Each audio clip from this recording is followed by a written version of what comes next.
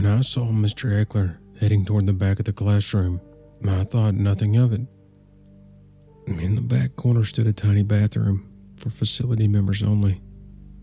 No other classroom had bathrooms that I knew of, but I never really thought about it or cared. Mr. Eckler led the honor history classes. I looked down at the essay that would count as 10% of our final grade. On the top, in 2 typewritten lines, stood the prompt, explain in detail the benefits and drawbacks of using LSD for torture.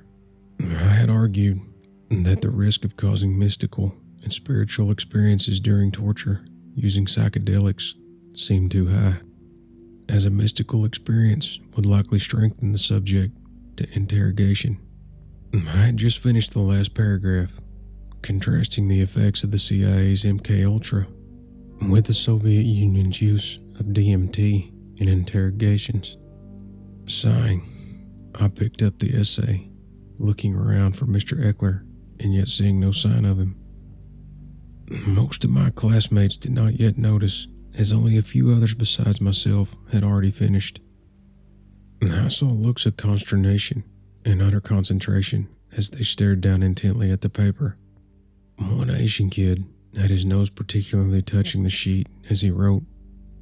I had to repress the urge to laugh at that. Each of the people in the school, called the Watchtower, had their own special ability. Yet, to a random observer, the Watchtower would not have seemed very different, except for the fact that there was no streets, no towns, and no houses in a 200-mile radius. I sat back in my chair, staring at the clock. The second hand circled around, infuriatingly slow and indifferent. The class would end in 5 minutes. Mr. Eckler had gone into the bathroom over half an hour earlier. At this point, I started to wonder if something had gone wrong. Perhaps he had fallen and hit his head. Outside the windows, heavy sheets of wet snow fell over the jagged mountain peaks surrounding the Watchtower. They kept us isolated. There were no roads in or out of the area, only a single rail line guarded by armed men in black military gear. Stationed in the Arctic Circle, few people besides Eskimos would ever want to live here. Our valedictorian, a fairly attractive girl with a natural tan and flowing auburn hair named Stephanie, finally rose from her seat. She was annoyingly competent at everything she did and had gotten into classes that Ian and I had not been able to master, like telekinesis and assassination techniques. I tore my gaze away from the window, watching her intently. Pensively, Stephanie walked to the bathroom door, sending nervous glances into every direction. Nearly the entire class had finished the essay by this point, and we all watched her with open interest. I figured I'd let this annoyingly competent teacher's pet take charge. Mr. Eckler? Stephanie murmured, knocking lightly on the dull, ancient-looking wooden door. Though she tried to cover it, I noticed her face quickly falling in different expressions, each only lasting a fraction of a second. Uncertainty, consternation, and finally, disgust and revulsion. I wondered why the latter expressions had arisen for a few moments, until a smell passed by my spot in the middle of the classroom. I wrinkled my nose, uncertain of what had happened for a long time. My first absurd reaction was that it was some horrible cloud of constipated gas released by one of the other nearby students. Like a fine wine, I noticed different notes emerging in the fetid odor. Feces, rotten meat, blood, and infection. My friend, Ian, sitting at the next desk over, immediately arose to his feet, yelling. He had always been somewhat of a class clown, though now his voice had a serious quality I hadn't really heard there before. What on earth? He said in his high-pitched, often hilarious voice. Is that a dead body? This caused the other students to start looking around nervously at each other. Stephanie continued knocking on the bathroom door, each series of knocks becoming faster and more insistent. Mr. Eckler? Mr. Eckler? She yelled, putting her face right up to the door. her inky eyes glimmering with uncertainty. Are you okay in there? I felt a hand grab my shoulder, and I looked up to see Ian. Ian had always had a powerful sense of intuition, and at times I felt certain he had actually saw the future, and as if it were a movie, he could fast forward and rewind. He stared at me, with eyes the color of ice floating over muddy water, and his dilated pupils looked unfocused and unsure on his thin, high cheekbone face. Bro, we need to get out of here. Ian whispered into my ear. Something's not... But he never got to finish his sentence. At that moment, I heard a click. The bathroom door flew open. It smashed into Stephanie's body and sent her flying backwards, her arms and legs splayed out and grasping frantically at empty air. The door slammed into the wall with the sound of a car crash, causing the wood to crack and throw splinters in every direction. Inside the threshold, I saw a cyclone of purple light spiraling in a thick veil of fog. Mr. Eckler's voice echoed out, filled with panic. It sounded far away. As he spoke, it grew fainter, as if he were being dragged away at an incredible speed. Where am I? Who are you? He cried out. Let go of... And then we heard him no more. I looked up nervously at Ian, who still stood over me, pulling at my arm. But his face had gone chalk white as he stared open-mouthed at the purple vortex. I think you're right. I whispered, rising unsteadily to my feet. Side by side, we started toward the open classroom door. The hallways outside sounded as silent as death, and the lights appeared to have gone out except for our classroom. My sense of unease rose with every step. But before we got to the threshold, screaming erupted, much closer than Mr. Eckler's fading cries. I glanced back to the back of the classroom, seeing strange and monstrous creatures erupting from that spiraling vortex of fog. Scorpions with human faces and long, translucent wings like those of a dragonfly flew out in a blur, rising and falling with each beat of their powerful wings. Each looked about the size of a large dog. Their hairless, childlike faces constantly morphed into bizarre expressions of hunger, shock, anger, and sadness, rapidly flickering through each like a slideshow. Their many jointed tails curled in an anticipation of fresh meat. At the end, stingers as long as a syringe dripped with clear, thick venom. The teens in the back of the classroom scattered like cockroaches, forming a wave of running, stumbling bodies. 3 flying scorpions crashed into them, sending people flying all over the desk and through the air in graceful arcs. I saw it happen as if it were in slow motion. The stinger of one speared through the heart of a girl, slamming her into an upside-down desk with the snapping of ribs and splash of gore. Before a second victim had even hit the floor, another scorpion had darted forward. Its wings buzzed frenziedly as it grabbed the Asian boy out of the air. Its tail wrapped around him lovingly, almost caressingly, before the dripping stinger sunk into his flesh with a wet thud.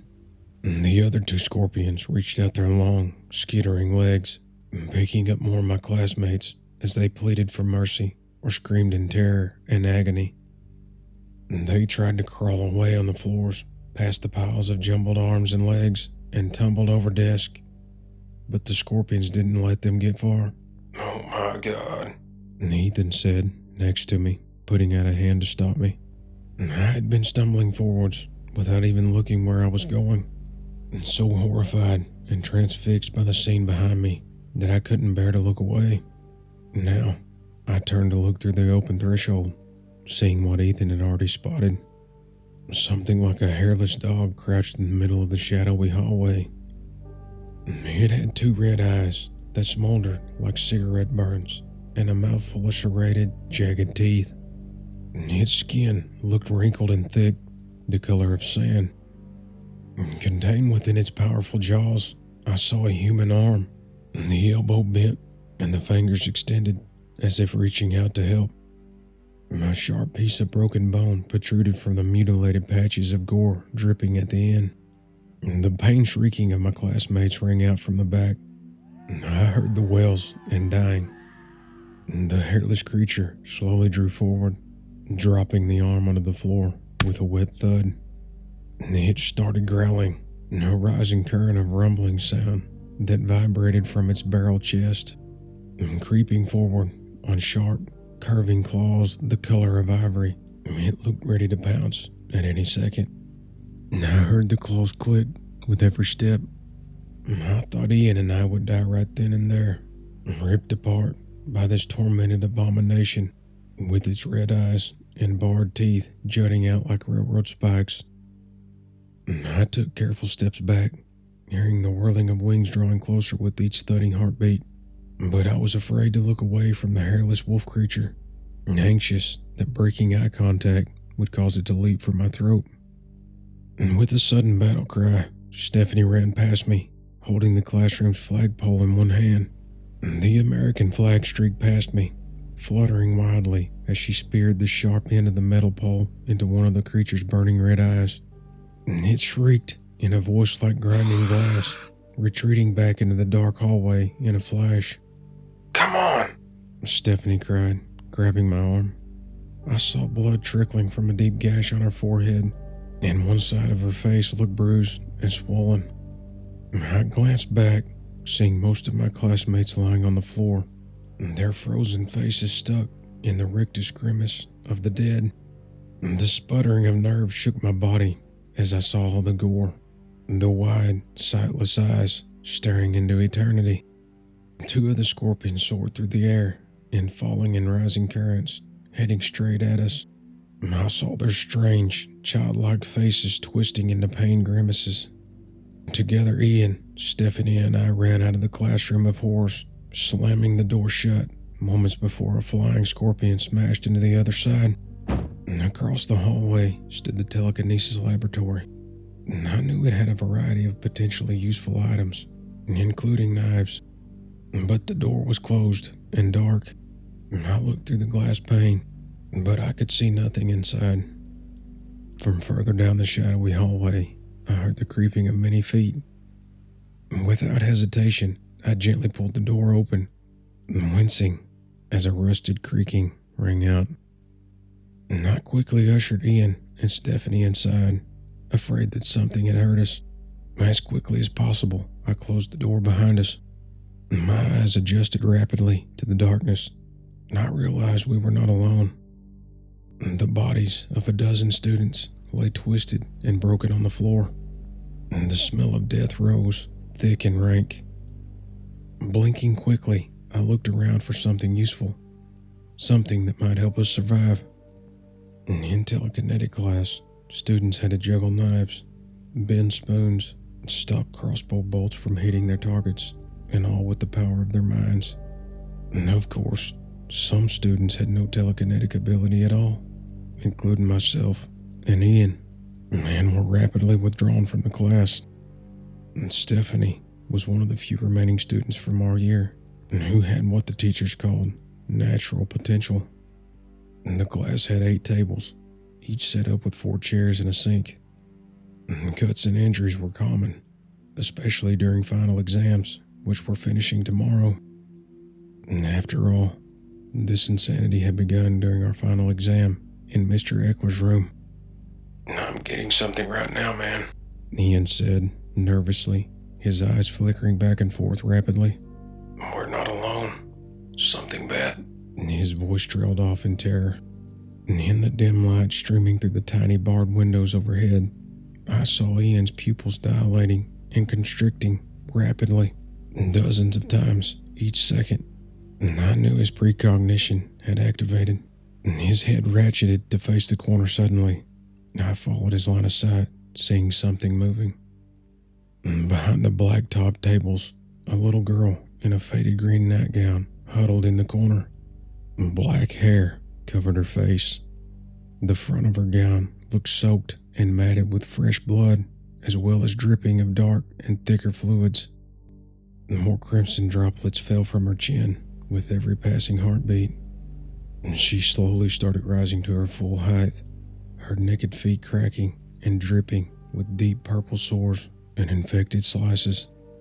"My pets," she hissed in a low, booming voice. It seemed amplified and unnatural.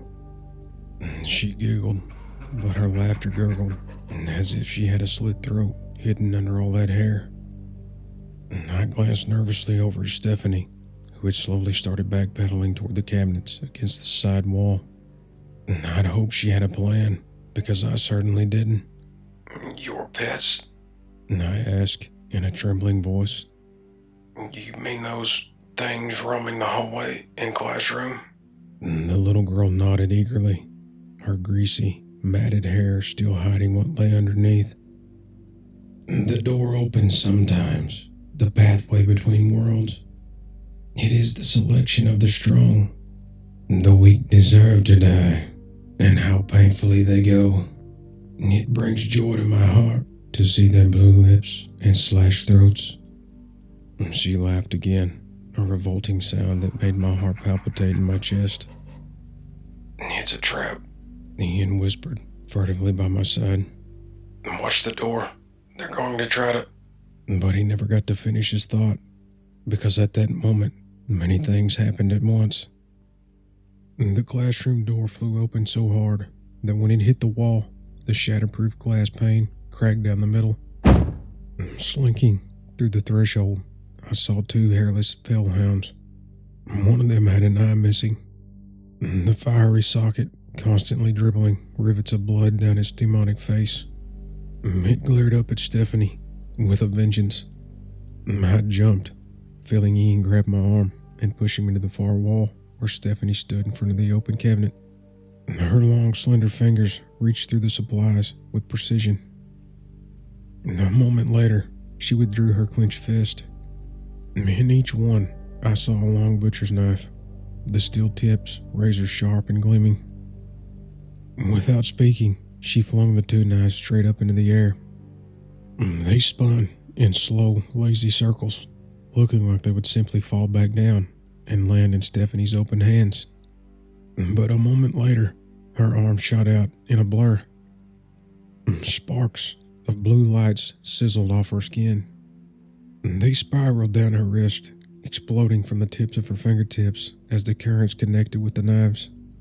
Like rockets, they shot out in different directions, the sharp blades pointing at their victims. The little girl's laughter got cut out abruptly as a knife disappeared in her thick mat of hair with a loud crunch of bone.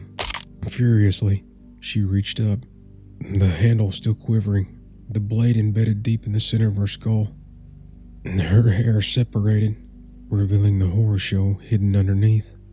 A skinned, eyeless face stared out. The muscles appeared rotted and gray, almost falling off the bone. The exposed facial muscle consistently twitched and contracted in random movements. As she pulled at the knife, more pieces fell off, revealing the grinning skull and broken, blackened teeth underneath. The other knife soared through the air and into the wrinkled, sloping forehead of the nearer hound. It gave a strangled low cry and fell on its side, its legs still pumping the air furiously. The other one kept creeping closer, staying near the ground. Its one red eye shone with light, while the other dribbled black blood in stains from the empty socket. The little girl's bloody hands threw the knife across the room. I saw it soaring toward me, a blur of flashing silver and black. A moment later, it bit into my leg with a numbing, burning sensation. For a few heartbeats, I felt nothing but cold pins and needles radiating out in a circle. From the corner of my eye, I glimpsed the fellhound leaping up on its powerful legs. In a streak of beige, it missed me by inches, landing on Stephanie's chest with its crooked claws. A surging agony of pain ran up my leg, and I stumbled, landing hard on my chest as the breath whooshed out of my bruised chest. Next to me, Stephanie fell backwards, a strange scream dying in her throat. The hound's claws bit through her skin with an explosion of blood, and Stephanie twisted and withered beneath the gnashing teeth. Her tan skin rapidly covered in spatters of crimson. Her telekinesis ability exploded with a flash like blue lightning. Dozens of chairs, lying strewn and broken across the room, rose, smashing straight up into the ceiling with an ear-splitting shudder. Another bolt of Stephanie's energy hit the hound. It flew up in a blur, its one remaining red eye furious and wide. It hit the ceiling with a wet crack of bone and flesh. The tiles shattered, blowing apart into an expanding orb of dust. The destruction spread, widening as hidden wires and vents collapsed. Within moments, the cloud of falling debris had grown thick and impenetrable. I heard Stephanie's wet gurgling nearby, but I could see nothing. Her attack on the ceiling had caused the entire room to start caving in. I dragged myself forward on the debris, my sputtering leg rapidly covering my jeans in warm, slick scarlet. Every breath felt like agony. Every twitch of my right leg brought a wave of pain so intense that I nearly passed out. A hand fell on my shoulder. I spun around on my back, nearly screaming, but I immediately started choking on the dust. It's me. Ian whispered in a small voice, leaning down over me. Through the cloud of debris, I could just barely make out his silhouette. Follow me. He wrapped his arms around me, helping me to my feet. After putting an arm around my back, we staggered forward together as if we were in a three-legged race. We stumbled in the direction of the door, trying to get away from the insane little girl and her pets. Behind us, Stephanie's death gasp rang out, weakening with every bloody breath. By the time we had made it to the door, she had gone silent. In the dark hallway, I saw a long trail of drying blood, but no sign of any of the people or cryptids. The few windows opening up onto the Alaskan mountains allowed some of the snowy light to enter in, but the shadows seemed nearly unnaturally thick, and leaving only a world of silhouettes and dim horrors. I heard no sign of the demonic girl. In the room we had just left, nothing seemed to stir. A powerful sense of hope gripped me then. Perhaps we had killed her. You need medical attention. Ian muttered, looking down at my leg, seeing the knife's handle sticking out like the quill of a porcupine. It had landed in the fleshy part of my thigh, missing the bones by a hair width. Why don't you use your ability? I stared at him in horror. Absolutely no way. I said quietly. When I change, I can't control it. I might kill you and everyone left alive. There is no human thought left when that happens, and I can't control how long I stay like that either. I could be gone for days or weeks. I said. You might not have a choice. Ian said. At this point, I don't think there are a lot of people left alive, and the chances of us both making it out are tiny. If you change, the wound in your leg wouldn't affect you nearly as much. I knew he was right in that. If I changed, the wound would probably affect me not at all, in truth. But the endless, maddening waves of hunger would. No, forget that. I said. We need to find help. What's your intuition saying? I had hoped Ian's precognitive abilities would allow him to see the right path forward. Maybe if we make it to the train, we can alert the guards. I said. You act like they don't already know what's happening. He said. They probably do, but they just don't care. Why else would they build this school in the middle of the mountainous wastelands? To keep us as prisoners? I answered. He laughed. I think there's something else here they want to keep in prison far more than us. He looked both ways down the hallway, unsure of what to do. I stared intently at the closed door to Mr. Eckler's classroom. The power in the room had apparently gone out, and it sounded as quiet as the corpses in there. I wondered what had happened to the flying scorpions. The door suddenly flew open. I screamed, nearly falling on my bad leg. Ian gave a gasp like a startled cat, his arms tightening around my back. Through the dim light, snowy light entered through the windows, and I saw Mr. Eckler. His button-up suit and slacks looked absolutely shredded, revealing deep slices, dribbling rivets of blood down his chest and legs. One of the lenses of his black glasses had shattered, and the others had fallen out entirely. He stared blankly at us, his normally jovial, rounded face a mask of horror and trauma. Behind him lay the broken bodies of students. I also saw one of the flying scorpions laying upside down, its once beiged exoskeleton now cracked and blackened, as if it had been roasted over a bonfire. "Oh, thank God," Mr. Eckler whispered upon seeing us. "I thought everyone had died. My God, what a mess." He shook his head slowly, his pale face matted and covered in sweat. "Mr. Ickler, He mumbled nervously. we thought you were dead. What happened?" Mr. Eckler gave us a long, weary sigh. "I really don't know, Ian. He said, One moment, I was in the bathroom, and everything seemed normal. The next moment, however, the back wall started moving away from me. Within a few seconds, the bathroom had expanded to something the size of a football stadium.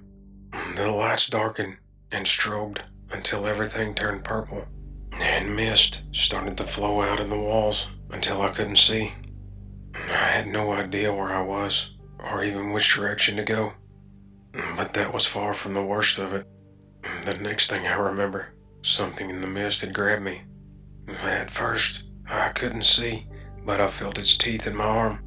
He raised his right wrist, where deep bite marks gleamed on the pale skin. More of these things came.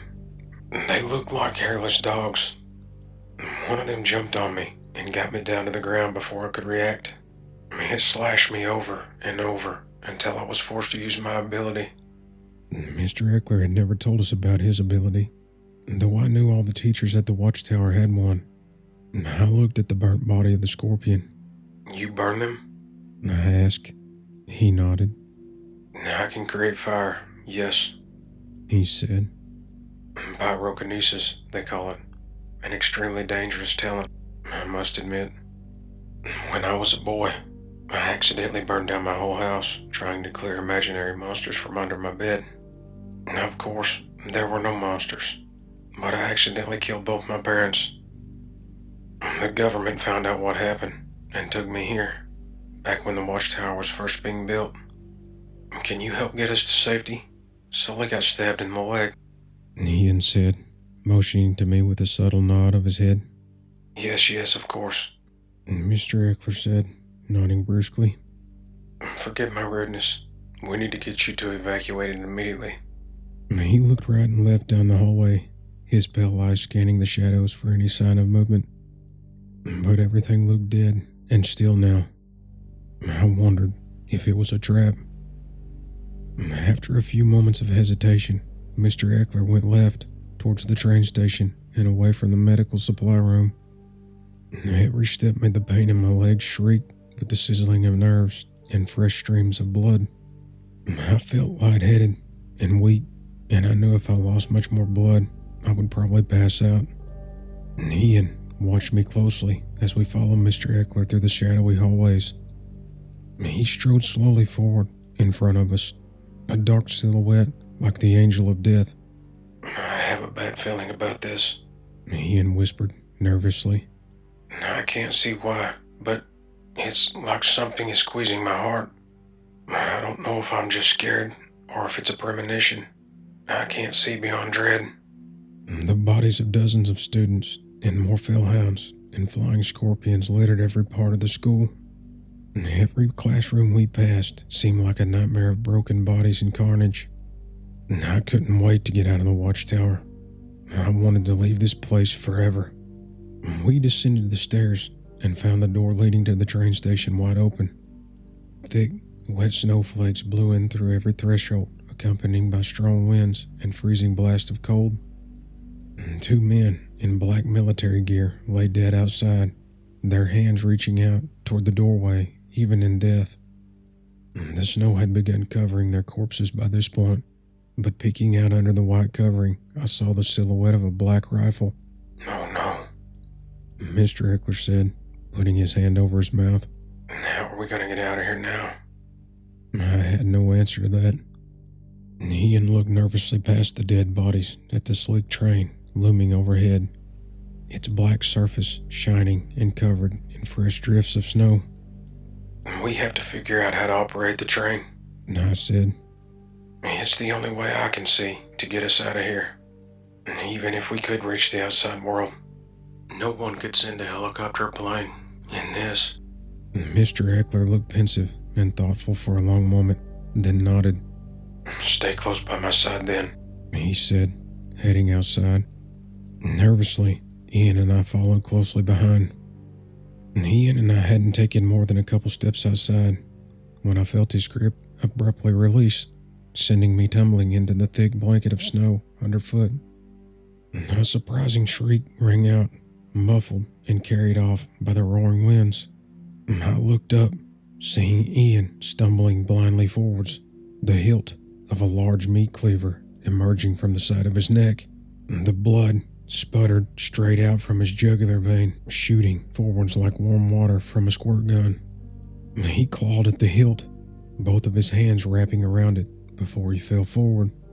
His pupils dilated, his eyes glassy and filled with horror. The white snow turned crimson under him. Behind him, the little girl with the black hair stood, the wind whipping her black hair, showing a face like a skull. Her insane, rictus grin was marred by the large, ragged tears caused by the knife Stephanie had shot at her, but the girl had apparently pulled it out. Pieces of torn gray flesh hung down from her skinned cheeks and rotted sinus cavities. "Are these the last of the sacrifices?" the girl gurgled, turning to look at Mr. Eckler. He nodded grimly, glancing down at me one last time. All of the students are dead, my queen, he said.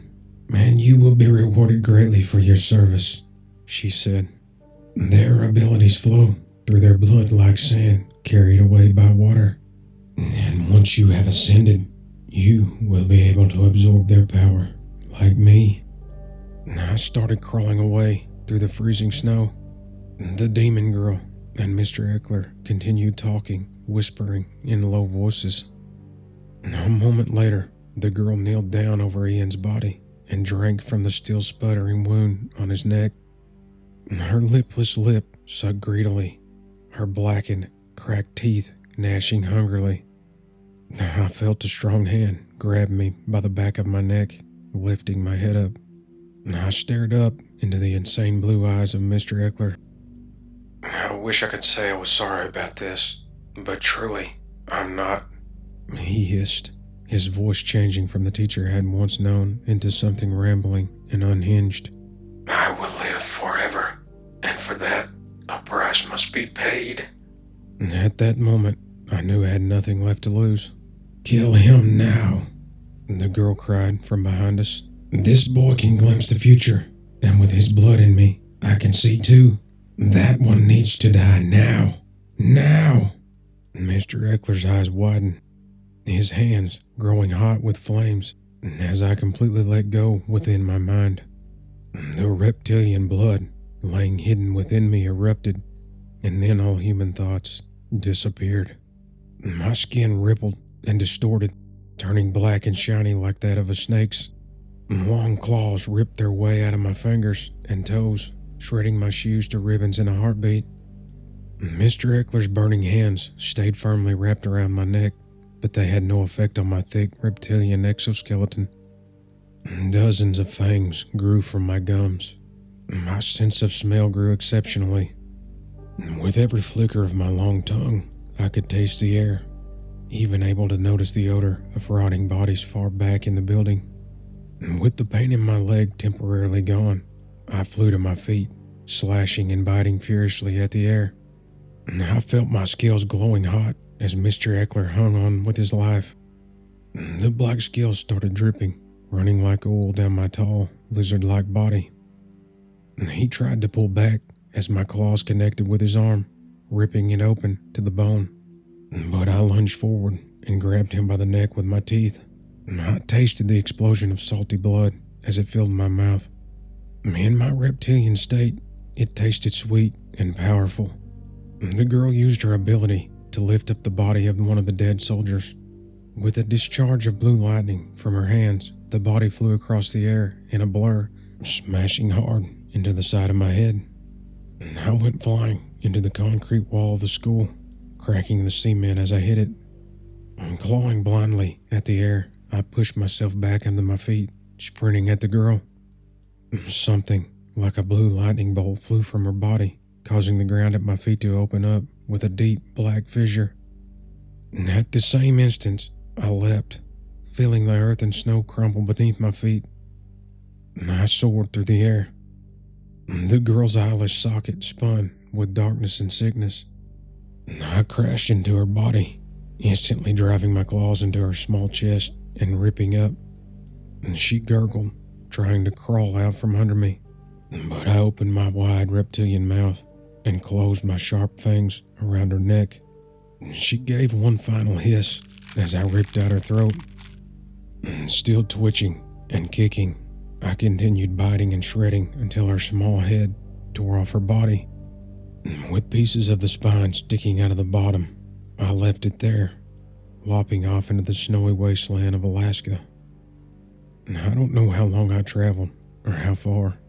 In my animal state, that time felt fluid and strange. I remember sprinting over high jagged mountains and thick evergreen woodlands, hunting and killing as I went.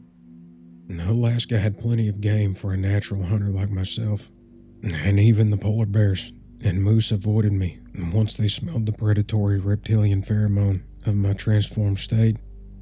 But I always felt hungry, even after I had just tasted fresh meat.